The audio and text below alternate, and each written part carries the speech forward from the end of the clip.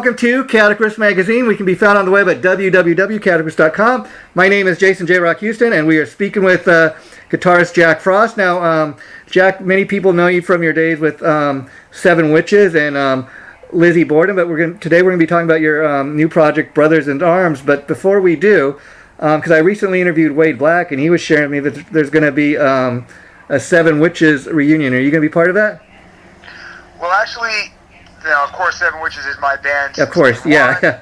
And we actually just got back from Belgium.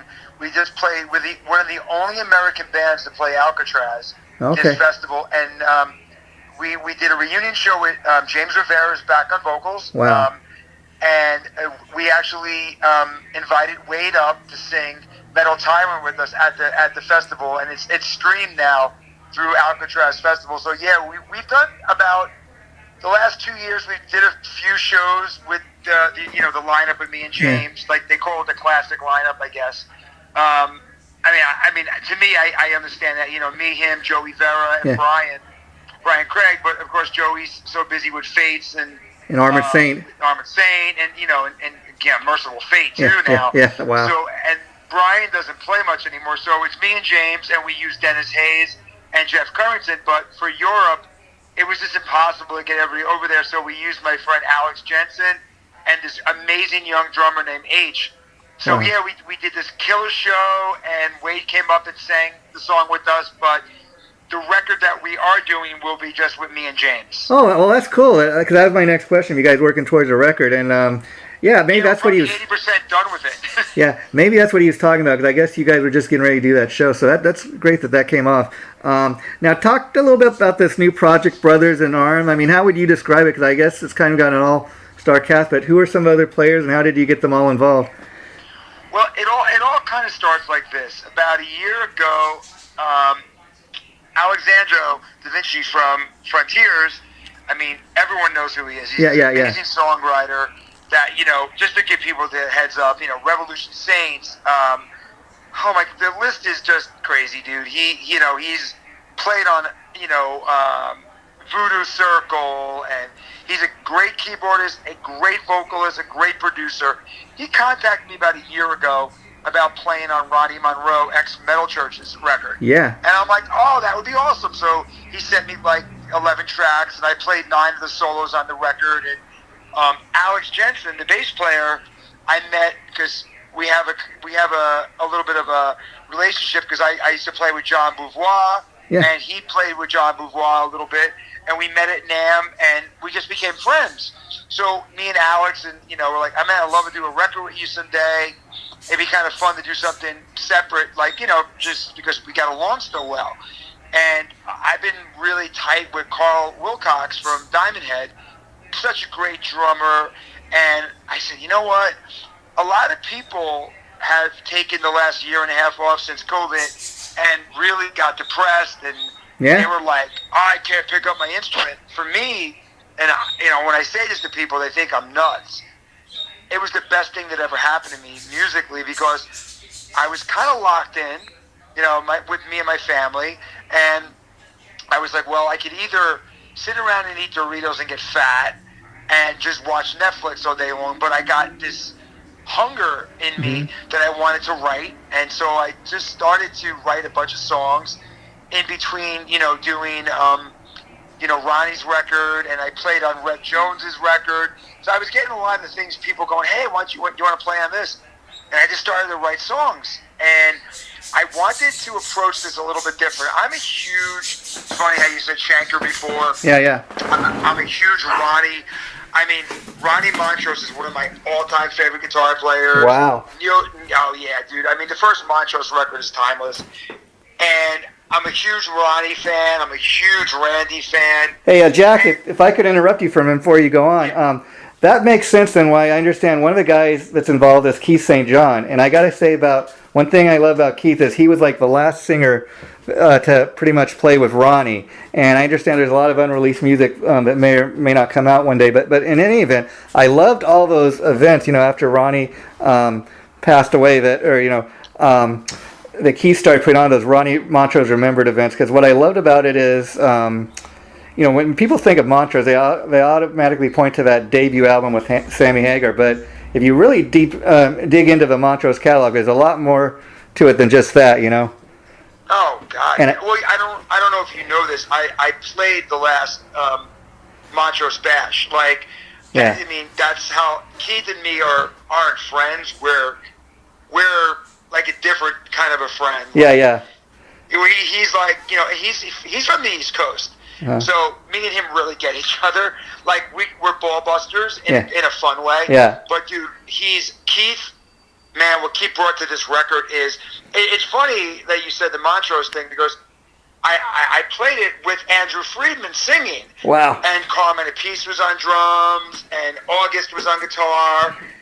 It was crazy, dude. Like, yeah, and you bring up Andrew Freeman. I got to tell you, I seen a clip of him at I think the last Ronnie Montrose event Keith put on, where he did this cool version, I think of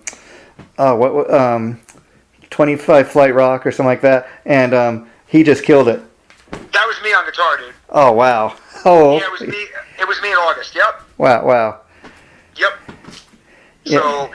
Yeah, it's kind of funny. We're all really, and Andrew's a guy, which is funny. They're all about West Coast now, but we're all just a bunch of family guys that are good brothers. That just we really respect one another, and we definitely are fans of each other. Like, I'm a huge Andrew fan, I'm a huge Keith fan, and we all support each other.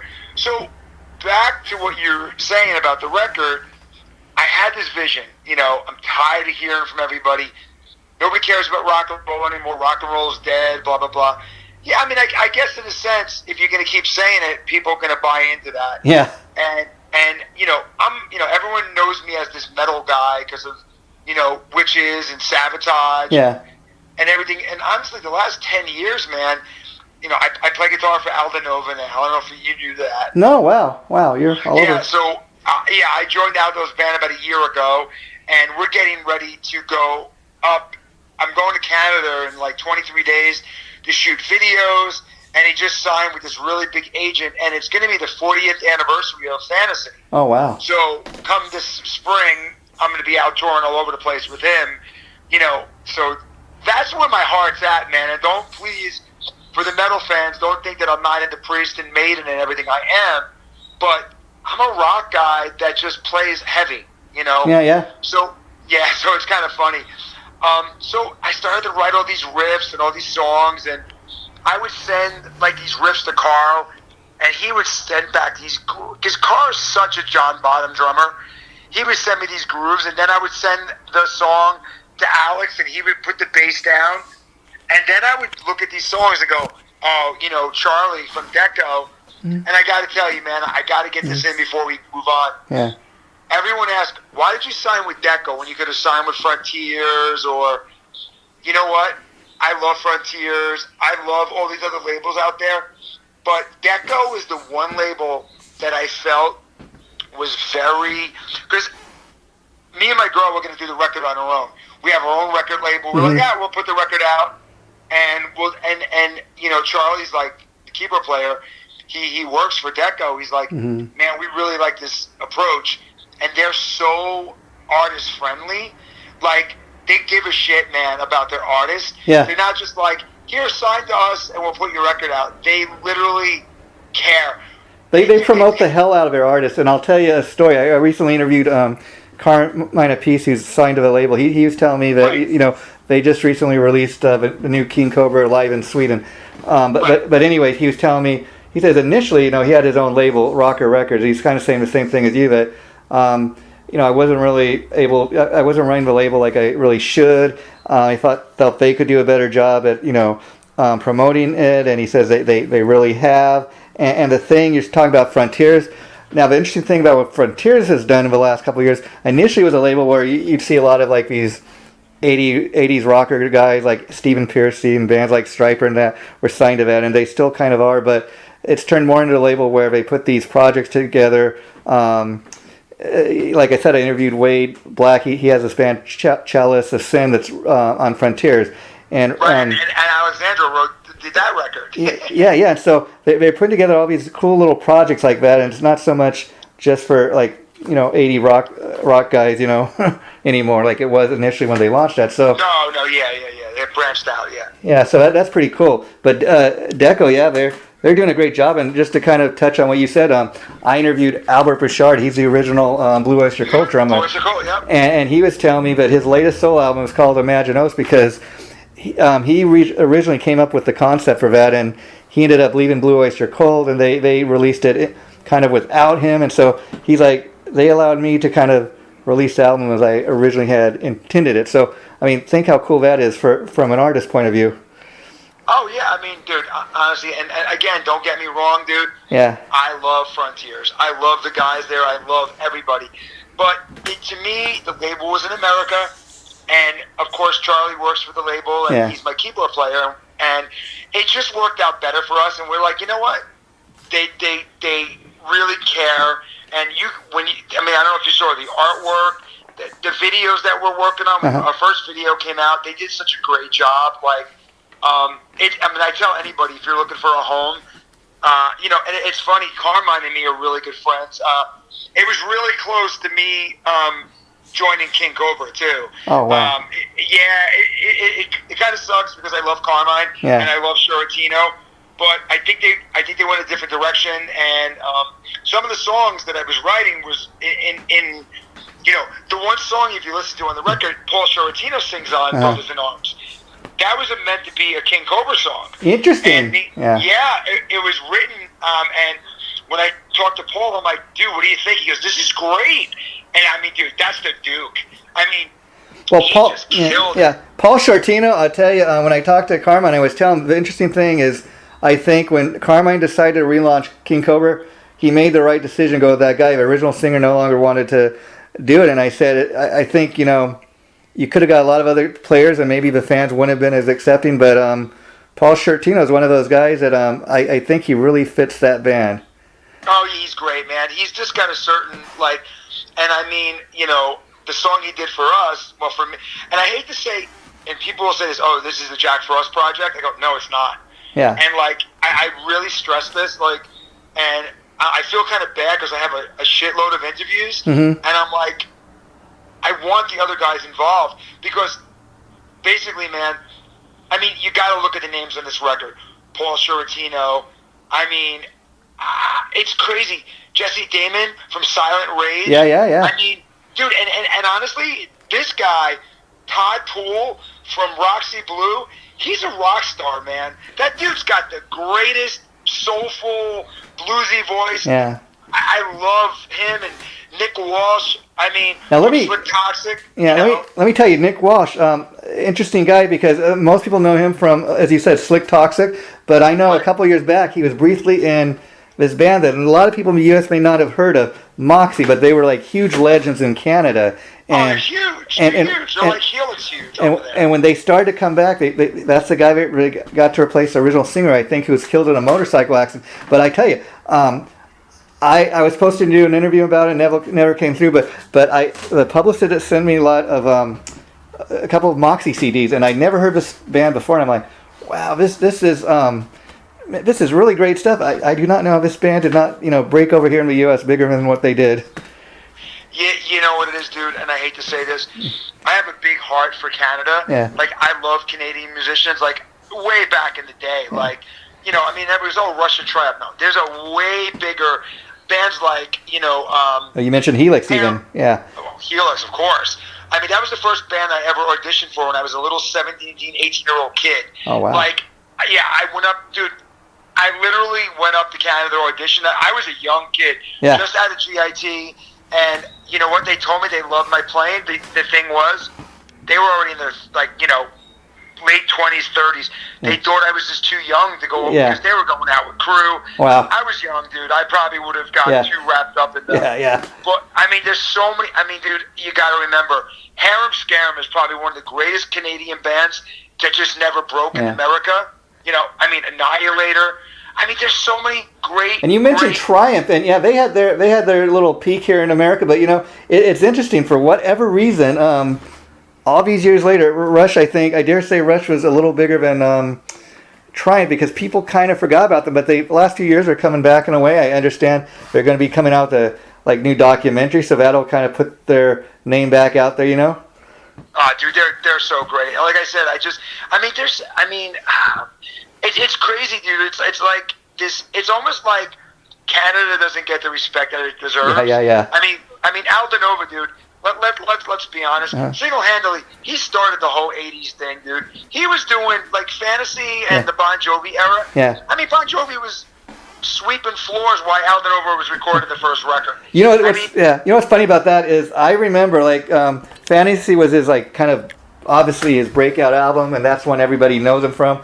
And then kind of like we're saying with these other artists, a lot of people forgot about him for a while. And then speaking of John Bon Jovi, I think around 1990 he got involved with Aldo Nova. He was producing his demos. He ended up producing the record Blood on the Bricks, and that was kind of my reintroduction to Aldo Nova. And I thought, wow, this guy's coming back.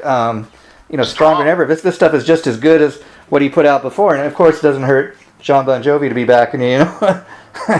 Yeah. Well, I mean, dude, you realize if you look on Blaze of Glory, you know that's all Aldo Nova, right? I didn't realize that again. Oh well. Yeah. Look it up. He wrote Blaze of Glory. Oh, okay. And he produced. Yeah, he played guitar. I mean, Jeff Beck played some guitar on the record, but. Dude, it's crazy. You don't know, the history. You probably know. Yeah. But, Aldo Nova's wrote for Celine Dion, and he produced, all these bands, Saint and Sinners. Yeah. It's all these great Canadian bands. You got to check out a band called Sven Galley. Okay. Their debut record. Yeah. They're another band that, same time as Slick Toxic. It was probably better than the debut Skid Row record. That's how good that first record is. Yeah. Wow. That's amazing. And and speaking of Skid Row, people forget Sebastian originally came from Canada.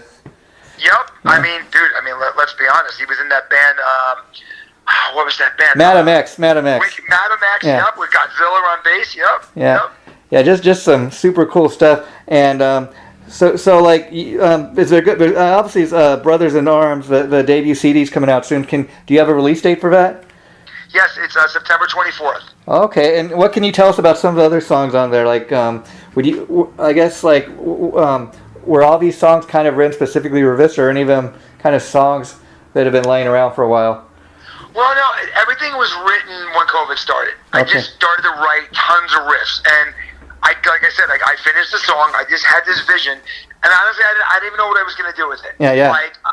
So I sent it up to the drummer. Like I said, he put his drums and then the bass, and then it was crazy because I'm like, man, I could see Keith singing this. Yeah. And then, like I said, I wrote, the song for Shiratino was meant for a King Cobra song, and then he just killed it. And Freeman, we just released the first video last week, and dude, people freaked out. Freeman's so great. So Andrew, it literally was. I got to be honest with you. I have nothing to do with the lyrics, the melodies, or anything. Every guy that sang on their tracks, that's their song. I sent them a song. I said, I'm going to do something you're probably not used to. Because a lot of guitar players are egomaniacs, and a lot of guys that write their songs. And no disrespect, dude. My thing is like this. None of these songs would have came to life if it wasn't for their input. I was like, please do me a favor. I want you to be you. And they're like, really? Yeah. Like, you don't have a direction. I go, no. And every song, they just went for it, man. They went for it. Like, the opening track, Bitch is Crazy. That, to me, that'll be the next single, and it comes, the video. Keith is actually producing and arranging the whole video now as we speak. Wow. Yeah, so he's really good with video editing and everything. So get ready for fair warning, women and children first, and just think about girls, and Hot for Teacher. Wow. That's what this video. Yeah, it's going to be everything that is taboo now, like chicks licking a lollipop or the word bitch. This is a trip back to 1984. But we need to take that trip because I tell you, that's when music was really, really at the core, really great, and it still is. And I'm kind of along your lines, Jack. I don't believe that rock is dead. I just think it's been a real long time since we've had like any real rock stars. Maybe the one band that's kind of exception to that, I would say, right now is the Dead Daisies with Glenn Hughes. Now, I've been a Dead Daisies fan since Karabi was in the band, and what's kind of interesting is they're very unique in that the band is kind of like Whitesnake, except it's centered around the guitar player, David Lowery, and he has all these kind of guys coming in and out of a band over the years, but he's the one constant, and you'd think, maybe changing lineup so much would affect the band, but they just get more and more popular, and how could people not like a band with Glenn Hughes? I mean, Well, I mean, it's funny, and I got to say this to you. You bring up the Daisies. I mean, I gather you probably realize me and Doug we're super good friends. I mean, we're old. Yeah, I mean, it's funny because Keith sings in Burning Rain, and me and Doug are super tight, man. Like super, super tight. And I hate to say this, and please don't take this the wrong way. No. Because people will hear interviews and they'll go, "Oh, look at Jack talking about dropping names and stuff." I'm not dropping names. No. These aren't names. They're family to me. Okay, so, yeah, that's cool. When I told Doug I was doing this thing with Keith, he goes, "If you're involved in Keith, I know it's going to be badass." Yeah. Dude, I'm a huge Daisy fan. Like, I love it. I mean, and I'm going to get shot for saying this.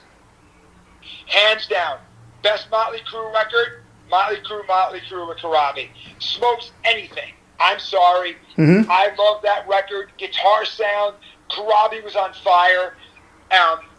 So well, I'm actually going to go see Doug in a couple of weeks. They're playing here. Yeah. And I mean, dude, what can you say? It's Glenn Hughes. I mean, that's the voice of rock, Yeah. I will tell you this though. I mean, I'm a Motley Crue fan. I kind of like everything they've done. But you're right about that album in the sense that me myself personally, I'd never heard of John Corabi until that album came out. That was kind of my introduction. And then I found out. You've never heard of the Scream? No, see, this is what I'm saying. Maybe because of my age, but like the Scream had kind of just happened right before that, and somehow I'd missed that. But when that Motley album came out, I thought, man, this first, like a lot of people, I thought, who the hell are they going to get to replace Vince Neil? But then not only did this guy sing, but he played guitar and he wrote the stuff, and his influence was all over that album. And I say that because from the point that album came out, there was no denying what a great album it was, at least from my perspective. And I thought, wow. And ever since then, anything but John Corabi is released, I go out and get, because I know it's going to be good, Dude, I agree. I mean, I've seen the Daisies. It sucks, man. I tried reaching out to John. Couldn't get in touch with him. I really wanted him to be on this record. Yeah. And everyone always jokes, they're like, you and Corabi in a band together would be cool. Like, I would kill to play with John. I love him. I mean, dude, it's very weird. Like, a lot of people don't know me. Like, they probably think when they look at my history, the guy's got almost 50 records to his name. Yeah. He's probably an egomaniac. Dude, I am just a huge fan of music, and I'm just very fortunate that I made the friends I made, and I mean, I just, I mustn't be too bad of a good songwriter to have these guys involved. Like, yeah. So, I mean, and honestly, I don't know if you noticed, like, if you listen to some of my older stuff, my guitar playing on the Brothers record is way different, dude. I approached it as, Eddie Van Halen meets Ronnie Montrose meets Michael Schenker. Because I wanted the solos to be special because, I mean, dude, Keith, like, Bitch is Crazy and Make You Mine, his vocals are just so special. I'm like, man, I got to be able to rip just as much as he sings. And, like, you're asking me about other tracks on the record. Well, Last to Know is Friedman. Wow, dude. He just... kicks it, yeah. He's just great. His hook, I mean, he did 2 songs on the record, and it's hard to pick one that I really liked more, because he's just so great. And are you familiar with a band out of the UK called FM? I've heard of them. I've heard of a band, but I really haven't heard any of the music, so I'll have to go and give that a listen if that's what you're recommending. Yeah, well, he did this great song called The City Never Sleeps, and he's like the answer to Lou Gramm in Europe. I mean, FM is a huge... So Steve Overland did that track, and then Feel the Love and Wasting Light, Todd Poole, you gotta check out these songs, man. Oh yeah. It's got that Memphis kind of slide guitar. You know, every mother's nightmare meets Cinderella. Yeah. And then songs like Voices Are Calling. That's Jesse Damon. Like, it's very epic. Like keyboard, like Deep Purple. Oh wow. Yeah. Now let me ask you about Jesse. He like you said, he's from the band Silent Rage. He's put out a couple of great solo albums himself, and I know he even wrote a couple songs with Gene Simmons for Revenge. So that's pretty cool. Did you know him like previously, or was it just a matter of reaching out to him? No, like, you know what? We all ran in the same circles, out in LA and in Vegas, and you know, NAMM's always a great place because you always jam with these guys. And, you know, I've been a fan of Jesse as a person. He's just a good guy, man. He's one of these guys that, man, the guy should be, like... huge, but he's not, huge. But, you know what? In our circle, he is. And, like I said, then, like, you know, my heart knows, man, that's Paul Sciortino. There's nobody... You know what, dude? You can look at every one of these guys on this record... And then there's Paul. He's like the godfather of the LA Strip, man. Oh yeah. That dude is, you know. I mean, I was interested to learn that his band Rough Cut actually, Ronnie and Wendy Dio managed for a while, and Ronnie produced some of their early demos, and that's where he got Craig Goldie from, of course. Oh yeah. I mean, dude, the first Dio tour. Yeah. They opened the show with Dawkins. Yeah. And I mean, like. You can ask me anything about these songs, but I just got to be honest with you. It was always the same rhythm section and always Charlie on keyboards. We do have a couple of guests on Make You Mine. My dear friend Dave Amato from REO Speedwagon plays a solo. Oh, how cool is that? Wow. He just kills it. And I don't know if you're familiar with Nick Mahan, but he plays bass for Pat Benatar forever. Oh, okay. He plays bass on it, and when I mentioned it to my bass player, he's like, "Oh my God, it's Nick Mahan, please!" Like, these are the type of guys that got involved in this record. And I mean, dude, it's not about money because there's no money. Yeah, so let me ask you, Jack, I mean, how cool, it sounds like a very cool project. Now, once you decided to do it, like you said, initially you didn't really know what you were going to do with these songs, but once it started taking direction and you kind of had a plan for it, what was it like knowing, okay, like when you go in to make an album, you know, typically it's the same band, or you know, same group of guys, but you got a different singer on the different tracks. So, did that make it kind of fun that, you know, each track is kind of coming out differently because of a different players involved in each track? You know what, dude? Yeah. It was like a Christmas present for me every time. Yeah. I would send the song out, and then like Keith or Andrew or Todd be like, Sciortino, dude, Paul Sciortino's calling me up on my phone, singing to me, and I'm like, dude, you're a fucking Paul Sciortino. Like, and you know, I'm a fan of Rough Cut back in the day. Yeah. I mean, I loved the Mir. On that note, like, had you known Paul previously, or like, I guess what I'm asking you? Oh yeah. So he was aware of who you were. Yeah. Yeah, we're all old friends, man. And like I said, I was supposed to do the Cobra record, and Paul was contacting me, and you know, Johnny Rod, all those guys. So, you know, every time I would get something, dude, it was better than the last thing they were doing. They're like, "What do you think of this?" And how do you tell someone like Paul Sciortino? Yeah. Well, and dude, they were such great guys. I'm like, "Hey, can you try this?" He goes, "Oh yeah, thanks for the input. I'll try it." So cool. it was like Christmas to me every time I got a thing. And I'm just gonna tell you, man, I had no input on what they did. Interesting. Those guys are such pros. They just hear something. The only thing the input was when I heard a song, I'm like, man, I could really hear Paul singing this. And it sucks, though, because there were a few guys that I wanted, like Bruce from Hurricane Alice, Roy from Cold Sweat. Time-wise, it just didn't work out. And one of my favorite singers is Ron Young. And he was just, he's like, dude, I would love to do this. It's just, right now, I'm in the, you know, making a new Little Caesar record. Wow. Yeah, so, and Bruce was like, you know, I love Hurricane Alice, man. I love it.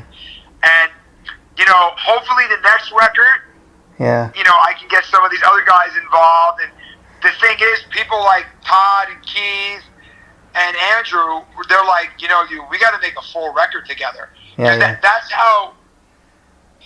how much it evolved into, like, they really, dude, again, these guys brought so much to the table. I bet, and making a record like that, it's a different way of doing it, in the sense that typically you go in, you have one group of guys that's writing and creating the whole stuff, where this is different. So the tracks are going to come out different. It's got different players on it, and when you hear the final album as a whole, typically you do something like that, it's like, well, are these songs going to all sound like they fit together? But they apparently, it doesn't really matter. Yeah, well, it's funny, and I will bring up Charlie Calv again. He's such an amazing keyboard player. Yeah. After the record was mastered, I just want to say too, my friend Jeff Kalba he's from Canyon Music. He mixed the record. He was with me since day one. Jeff is such a great mixer, engineer, producer. He kept getting these tracks from different studios, man, and we're all like, man, I hope it all works. It's got to be coherent, it's got to be together. And dude, when we finally listened to the end product after it was mastered, Charlie called me up. He goes, I was a little bit worried that it wouldn't be cohesive, like everything wouldn't flow. Yeah. He goes, it does though. He goes, it's really weird, man. Like every singer just fits. Yeah, I mean, yeah. It's crazy, man. It kind of reminds me of the last solo album Bruce Kulick put out, the guitar player from Kiss. He had different players on different tracks, and he was saying the same type of things that, I was worried that, but somehow that album is just very cohesive. I don't know if it's because Bruce is the main kind of ingredient, but it seems to work, Oh, yeah, and honestly, I really, truly think that we have the same rhythm section. Yeah. That musically, it was always the same guy, so the feel was kind of the same. Yeah.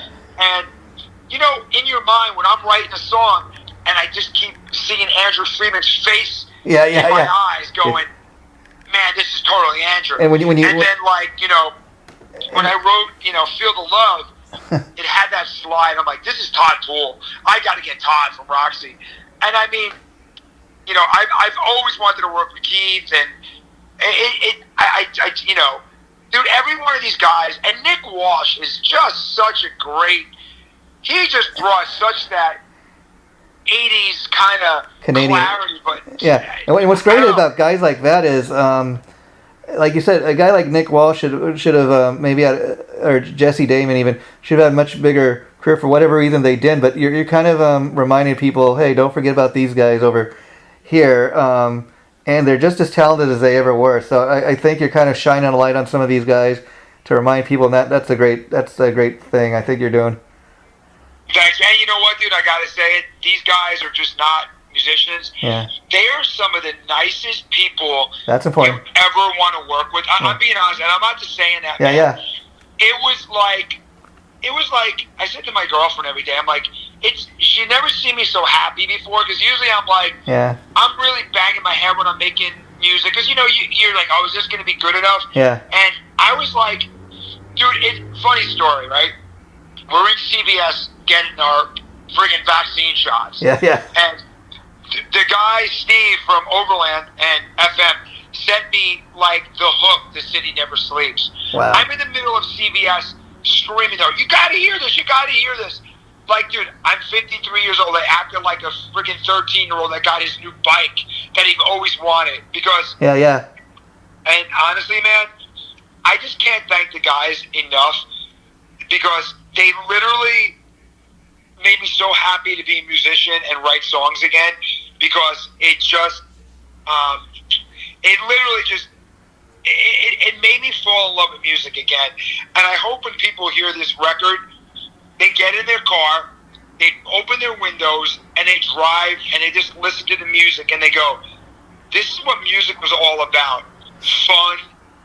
He said bitch, or he said, who cares? Yeah, yeah. It's not like everyone's friggin' uptight. Yeah. And, it just was, listen, if you want this to be a record about being pissed off at the government or pissed off at the world, then don't listen to this record. Well, I'll tell you something. Speaking of that real quick, and all these censors and everything we have today and all the woke people, Anybody that's a fan of a Rolling Stones, the Rolling Stones recorded a song called "Bitch," so they're.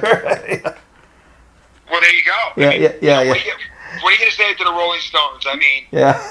let's be honest, dude. They're, that's rock and roll right there. You know what I mean? Yeah. I mean, and you mentioned Sabotage that you were a part of. I got to tell you, I recently kind of, I want to say in a way, is discovering Sabotage for the first time, if you can believe that, in the sense that when I was growing up, I of course heard the name Sabotage. I was aware who these guys are, but for whatever reason, I never went out and bought a Sabotage record. But then I took the time one day because somebody was talking to me about Sabotage. I said, well, okay, I want to kind of educate myself on this and have an idea what we're talking about.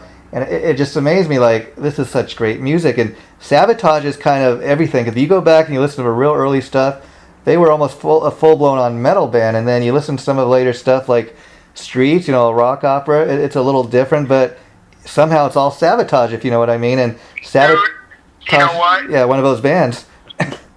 I grew up being a huge fan of the Oliva brothers. Chris Oliva was one of the most underrated guitar players of all times. Yeah. No one played like Chris. Yeah. John was special, dude. John could write, and the first few records like Sirens and stuff, it's heavy. Yeah. But then you said it's like Gutter Ballet and Streets, like. It's like Queen on steroids, you know what I mean? Oh yeah, especially by Streets, you can kind of really hear it, and it's kind of. I mean, they kept evolving, dude. I mean, when Zach joined the band, ever evolving, and yeah, I mean, it was great. I mean, Petrelli was so great, but a lot of people don't give due respect to Chris Caffery. Yeah. Chris is such a great player, and he was there, and I think he learned so much from Chris Oliva that you can really hear it in his playing. And when I got the Sabotage gig, he was really good to me, and he really took me under his wing because he knew I was a huge Sabotage fan. fan. What year are we talking when you were involved with Sabotage, or you first got the gig? Like 2001. Oh, okay. It probably started around 1999. Chris Caffery was in a band called Battalion in Germany, and he was in that band, and what happened was he couldn't do the tour because TSO was taking off. Yeah. He knew me. And he goes, dude, you should do this. So he told the guys in Battalion, I should do this. So I did the tour, and then I stayed in the band, and then they called me out of nowhere while I was in Germany. You got to come home. We need you for a Sabotage thing, and blah, blah, blah. We think you'd be the perfect fit because Al joined Megadeth. Yeah. And are you ready for this? What? I told them, sorry, I can't do this because I just signed on for a month tour of Battalion, and I would never do that to another band. Wow. And in the midst of this, I thought, yeah, well, I just kissed my future goodbye. Wow. Because, so I do the tour. About a week later, I come home, and I knew that Vinnie Moore, the guy from Riot, not Mark, the other guy, the other Mark, and then the guitar player from Zebra, was up for the gig. Wow. So I'm like, okay, let's get this straight. Vinnie Moore? Yeah. Wow. I mean, and the voice of Zebra? I'm like, okay. No chance I'm ever getting a call. Yeah. So I get a call, and they're like, hey, we want you to come down and audition. Can you be here tonight? I'm like, tonight? So I'm like, oh, okay. They're like, just come on down. So I open my Sabotage records. I start learning some songs that I remember. So I go there. I walk in, there's John Oliva. And he's like, what's up, Frost? I'm like, hi. Fucking the Mountain King. Wow. Yeah. And we start talking. And they're like, well, so are you a fan? I'm like, 24 hours ago, Sirens. They looked at me like, I think John was surprised that a lot of the guys would just come audition and know, what they needed to know. Yeah. But I was a old timer. Wow. Strange Wings. I mean, oh my God, dude! To me, that's my favorite song. So I start playing a few songs, and they're like, "Oh, you know this?" I'm like, "Yeah, Mountain King." We start playing a little bit. My audition was 15 minutes. Wow. Seriously. Wow. And Johnny Lee Middleton wasn't even there. It was just Jeff and Chris and John. Now, speaking of John Olivia, I've been hearing rumblings that he's got a lot of stuff he's written for maybe a new Sabotage album. Have you heard anything from him, or is there any chance of? I mean, I heard from Chris a bunch of times and John that it could, they definitely have another. They definitely want to make another record someday. Yeah. It's just so hard, dude. I mean. Oh yeah. With TSO being such a machine, And then you think about that. That's only like like every November and December, but it takes a whole year from what I understand to put that together. I mean, that's what it is, dude. And unfortunately, for me, I won't be a part of it because Al Petrelli, that's his gig. I got you. See, that's the cool thing. Like you're a loyal guy like that. Yeah. And and my thing is like that. Chris Caffrey has to be there. Yeah. He's a big part of that band, and he's a focal point. So when I got the gig, I auditioned, I leave, I didn't hear nothing for weeks, and then finally, I was out at a club seeing a show. A Symphony X was headlining. Wow! So I went to the show, and Caffrey goes, "Hey, somebody wants to talk to you," and it was Oliva on the phone. He goes, "So Frost, do you want the gig?" I'm like, yeah. I've been waiting to hear from you. Yeah. Are you kidding? Yeah. Like, dude, I don't know how or what went down, how I even beat out those guys. Yeah. But I hear that Paul O'Neill loved me, God rest his soul. Yeah. And dude, it was the best time of my life. And I mean, literally, I was in the last real incarnation of Sabotage, the whole Poets Tour. Yeah. Nothing's really happened except that TSO thing they did a couple of years ago at Wacken. And that was really just doing a couple of Sabotage songs. So I'm very fortunate, and the Sabotage fans have always been so great to me. Yeah. That I will never. And you know what, dude? I can look at you in the face and say, I could die today, and be I was a part of that amazing history. Yeah, you're so true, especially about the Sabotage fans. Everything I've seen and read, especially talking about John Olivia. I mean, he really is the heart and soul of the band. I mean, so much to the point I was reading that initially he was like a guitar player too, but when he's seen what his younger brother was able to do on guitar, he says, "No, okay, that's Chris's gig." And of course, he wanted to play with his brother in a band, and then he switched over to the keyboard. I think he's one of the best keyboard players, songwriters out there. Kind of, I dare say he's at the same level of a John Lord. I mean, when you think of keyboards, you think of guys like John Lord, maybe Don Airey, and then of course John Olivia. Those are kind of the names that come to mind. You know what, dude?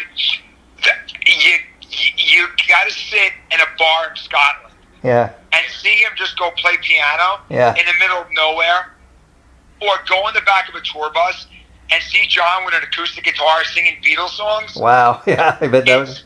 It's like, seriously, I was so schooled from him. Yeah. So I will say this, and I'm gonna get in trouble, but there's nothing like Sabotage fans. They are a special breed, dude. They are the nicest people I've ever come in contact with. I bet. And then before I let you go, I got to ask, what was it like working with Lizzie Borden? Oh, dude, I mean, Lizzie was so cool. I mean, I got a call one day, again, because, Joey Vera and me are so tight. And, of course, Tracy runs Metal Blade, and Brian. They were doing a Metal Blade anniversary show. And they needed a guitar player, and I knew Ira. So Lizzie calls me up. He goes, "Hey, would you want to would you be one to play the other guitar with Ira?" And I'm like, "Sure." So I went out to LA, stayed at the Ferris house. We rehearsed, and then I played in and out of the band for like 6 months. It was great, dude. Lizzie is such a theatrical. He's like the second coming of Alice Cooper, dude. Oh yeah, so true. And what I love about him is I was just. I just did this show on, talking about kind of a history of Lizzie Borden, and looking at some photos of him online, and it's kind of interesting that his image is ever changing. He doesn't have one makeup design, but I love the fact that he's so theatrical. Everything he does is just great. Yeah, I mean, and honestly, dude, guys like Lizzie and Belladonna, and David Reese, and I mean all these guys, Sabotage, John Beauvoir. Aldo Nova, they all know that if they ever needed me, Lizzie knows, he could call me tomorrow and say, "Jack, I need you to do 3 festivals." I would be there for them. None of these bands have there's never been a bad thing. we're just family. That's I know cool. it sounds crazy, like Hey. yeah. And you know, you hear these guys that leave a band. Yeah. That guy, fuck that guy. Yeah. No, it's not. It's Well, you not seem like a pretty that. loyal guy, and that's something that's very important to me personally in life, like how loyal somebody is, and and in return, you're supposed to return that loyalty. And sounds like you're one of those guys. Now, getting back to Brothers in Arms, great albums on the way, but and you said more videos are on the way, but since this is a project that was kind of created, because of COVID and all the lockdowns and stuff. Any plans of like maybe doing a live show to support this? I mean, that's kind of hard because you got different players, but I guess you could also bring in. It's a type project that you. Dude, we definitely want to. Yeah.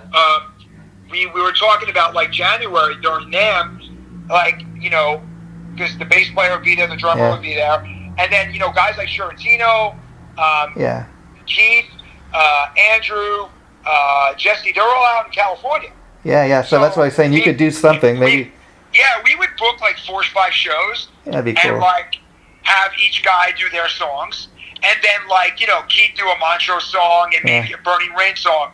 See, that would be a cool type of thing for the fans. It would be the coolest thing, and we would do it on the East Coast too. Yeah. But the problem is, right now, with COVID, all the numbers going crazy again. Yeah. Nobody knows what's going to happen. Well, maybe down the line, when you're able to, but I think it would be. Because, I mean, outside of, like, maybe Las Vegas, I can't think of seeing a show like that where you have different singers get up, but I think it would be a cool thing, for people to see. Dude, listen, where are you? Are you in Texas? Los Angeles. Oh, you're in LA, okay. Yeah. Honestly, dude, we'd be all over it. I mean, Jesse's right in LA. Yeah. Keith's right in LA. I mean, we would do, like, Vegas, LA, Phoenix, maybe Portland. Yeah. 100%. Dude, if you ever come up with an idea you want to put on a show like that, you let me know. We'll do. Yeah. We will definitely do it. And I got to make sure I let people know this. It's not a project. Yeah. It's just not some all-star band that's going to do one record. This is more of a thing where we could, it's almost like I'm never the same level as TSO, okay? Yeah. You go see TSO, you got Scott Soto, you got Russell Allen. I mean, you got all these,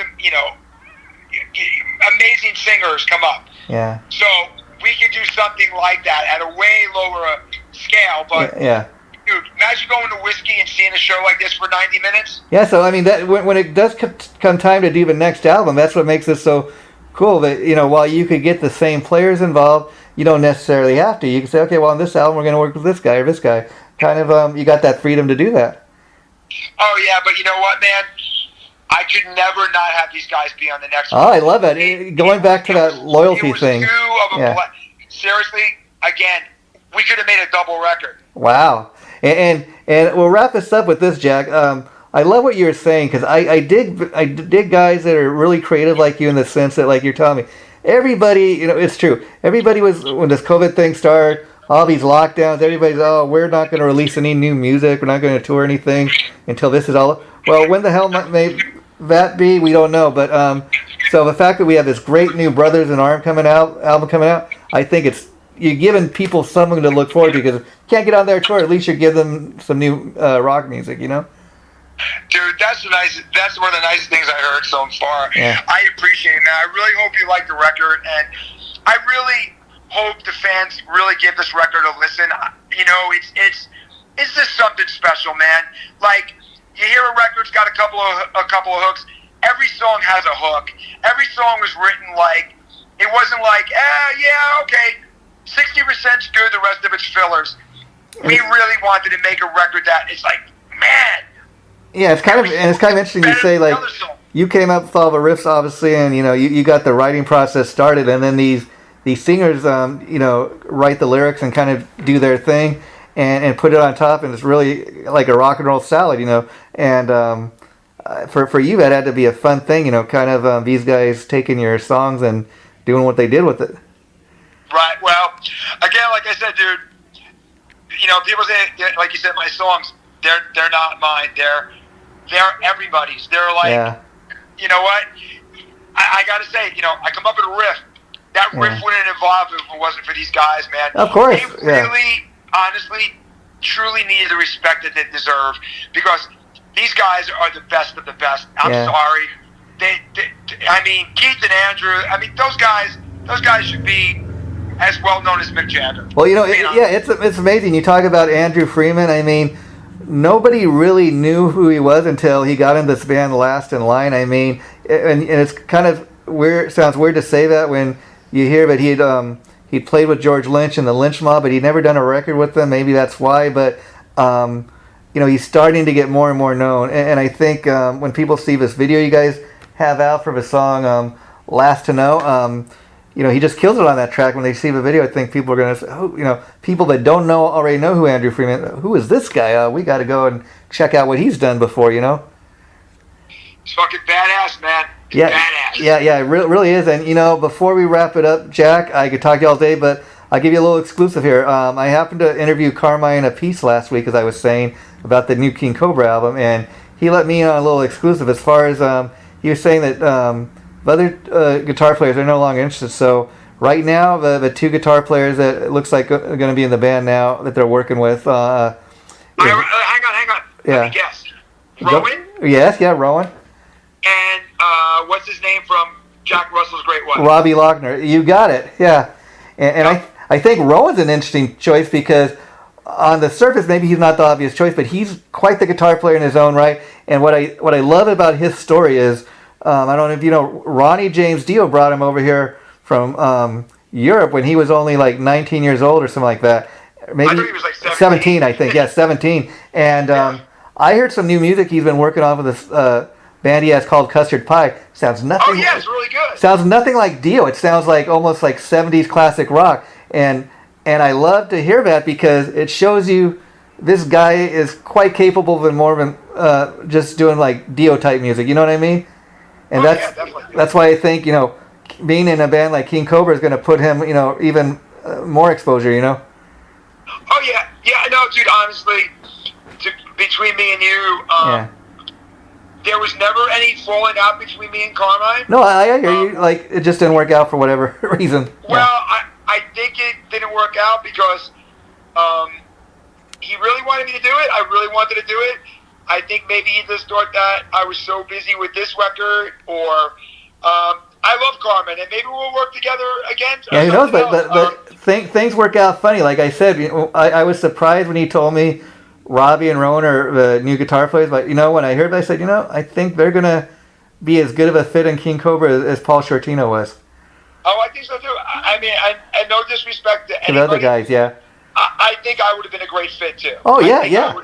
Maybe one day, who knows? I mean, Carmine was sharing with me too when I talked to him about he did this album a few years ago called Guitar Zeus, and he said I did it because I want to work with all these great guitar players. He goes, just kind of think about that for a minute. He says, only way a drummer can get a solo deal is doing a guitar record. I said, well, yeah, but you did it, Oh yeah, no, dude, he's. I mean, I love him, dude. I mean, I love Carmine.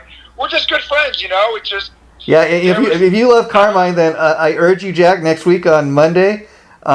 He was telling me that Vanilla Fudge is coming out with a new single for, get this, I think you can respect the humor here, a great cover he said they did with Vanilla Fudge, the Supremes' Stop in the Name of Love. He said it's the very last thing the band recorded with Tim Bogart before he died, so I'm looking forward to hear that because I know a lot of the stuff Carmine does is like that, but I think that'll be a fun little track for us to check out next week. Oh, I can't wait to hear it. I mean, he's the best, dude. He's the best. Yeah. Well, Jack, as you can hear, I'm looking forward to getting the new album here when it comes out, and maybe we can do a follow-up interview. But let's keep in touch. And the interview itself we did today, this should be going up in about 2 or 3 weeks. I'll let you know once it does. So thanks for doing this. I really appreciate it. Dude, anytime. Oh, you didn't get the record yet? They didn't send you No, perhaps I could request it, but yeah. Oh, so you haven't really heard the songs? I just heard. That's why I was telling you. I just heard the single, but I will tell you because I like all that other stuff that you've been involved with over the years, and like I was saying, I will say this before we close the interview. Here's the thing with that. Just based on the one song I seen, which is the Last to Know video, I'm like, Man, that's some good stuff. I want to go out and hear the Rust album. So I will close on that note because I think it's an interesting thing to kind of close on. Wow, yeah, I mean, dude, make sure you just tell them to send you the promo because I want you to hear this record. Okay, I'll tell you what. So I'll put in my request today, and then I'll let you know once I get the CD or whatever, and then we can maybe do a follow up, like I said, down the line. Dude, anytime. Maybe get some of the other guys on too. That would be fun. So yeah, sure, I'd be willing to do that, and I think we're friends on Facebook, but I'll make sure to send you my information if you want to let the other guys know. Hey, if you want to do an interview with this guy, he'd be willing to do it. I really would. Dude, yeah. I mean, just go on the Brothers in Arms website. Okay, I will do that. Yeah, I don't. Believe it or not, dude, I don't have a Facebook. It's weird. I don't know. Yeah, you know, Jack, because you did at one point, I think. But anyways, I was going to ask you about that too. You thanks for reminding me because I went to try to find your Facebook page. I put in Jack Frost, and you can imagine all the stuff that came up. Oh, I can't imagine. You know, Christmas movies and the Jack Frost legend, all this stuff. Just funny. That's funny. Now let me ask you real quick. I never thought to ask. Is Jack Frost really your name? It's your state? Because again, it's one of those things you're like, oh, that's kind of interesting. The guy's named Jack Frost. No, that's my stage name. That's what I figure. Okay. And how did you come up with that? Is it have anything to do with the Christmas movie or anything? No, dude, it's really funny. I was like 12 years old, and I used to love the winter, right? Oh, okay. So, yeah. So I was outside in the snow for like hours, like wow. where I grew up. And my mother's like, you got to come in, you got to come in. I'm like, no, I love it. So I went in the house, and I was literally blue from the waist down. Wow. Like, blue. So they rushed me to the hospital, and I got really bad frostbite. Oh wow, you're real lucky. I mean, people that get that they often get their fingers or their toes cut off. Oh yeah, dude, it was pretty bad. So the doctor, they took care of it, and I was fine, everything. But he looked at my mother, and he goes, yeah, he's got a minor case of frostbite, blah blah blah. And my mother goes, yeah, he's a regular Jack Frost, and that was it. It's stuck, that's funny because, a lot of times, nicknames are best when they're given by somebody else. But that's kind of funny. It stuck with you, and I don't know how often you get asked that, but what a crazy story. No, it's cool, man. I like when someone asks because it's like, yeah. If you don't know, it's just like, is that your real name? I'm like, no. I didn't think it was, but I thought, kind of ironic because again, if you do like a Facebook search, you'd be amazed everything that comes up but your Facebook page. I can't. Yeah, I mean, believe it or not, I have a Facebook page just because to talk to people sometimes. Yeah. It's just too dense. Even when I was like looking for a picture of you online to kind of post announce I was doing the interview today, I found some stuff, of course, but I had to be real specific, like Guitarist Jack Frost. Otherwise, you don't really get too many images of you, but you have to be real specific as hell. But that's kind of cool because then that kind of makes you stand out in a way. Yeah, I mean, I don't know. You know what? I think it was because I had kids. Yeah. I have kids, and I kind of want to like keep private. I understand. That makes sense. I'm pretty open about everything. Yeah. But I just like to keep my family. I can dig that. Because I'd rather a guy be like that than because there are other people that they don't really, they let their kids get online. You hear all these awful stories, kids getting kidnapped, going to meet someone. So it's better that you're that way than the other way, Yeah, I mean, listen, dude, I'm not fucking Bon Jovi where. Yeah, I hear you, but I got people taking pictures of me every day, but I just still feel like this is my music, this is what I do for a living, my career. I think my children, that's my personal, I hear you. Yeah, I hear you. I mean, that's all. I mean, I wouldn't come to someone's house and be like, yeah. Hey, I saw your daughter online. She's hot. Get the fuck out of here. I mean, when you stop and think about that, all the weirdos, and you could get that one crazed fan. You just never know. Oh, there's some of them out there, brother. I bet. And have you ever been accused of back in the day, Ozzy and Sabbath, they were accused of being Satan worshippers. You ever have anybody accuse you like, oh, you're. Well, I had the 7 witches. I'm like, no, we're not. Just a name. Yeah. Yeah, it's like, No, we're not that kind of a band. Okay, well, Mr. Frost, thanks for taking time to talk to me. I'm sure we will do it again. I'll stay in touch, and I'm gonna request a CD, and then I'll let you know what I think of the entire thing, and I'll see if I can write a review up for you as well. Sounds great, bro. Dude, really appreciate your time today, man. Yeah, anytime. You take care. Bye bye. All right, talk to you soon, man. Bye.